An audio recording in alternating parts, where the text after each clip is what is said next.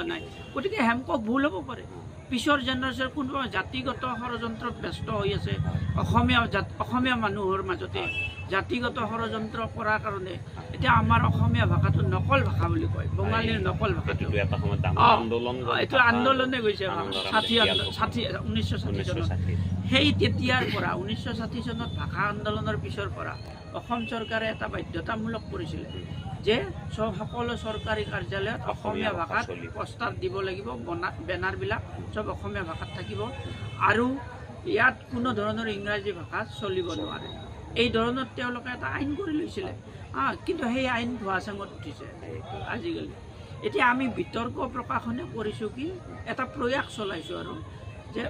school কৰ্তৃপক্ষৰ সহযোগ লৈ বিদ্যালয় কৰ্তৃপক্ষৰ সহযোগ লৈ অভিভাৱক বৃন্দৰ সহযোগ লৈ আমি এই বিনামূলীয়াকৈ ব্যাকৰণৰ পাঠদান এটা তৃতীয়ৰ পৰা আপ টু দশমমান শ্ৰেণীলৈকে ব্যাকৰণ বিনামূলীয়াকৈ পাঠদান চলাই আছোঁ এখন স্কুলত আমি 6 দিনৰ পৰা 8 দিন যাওঁ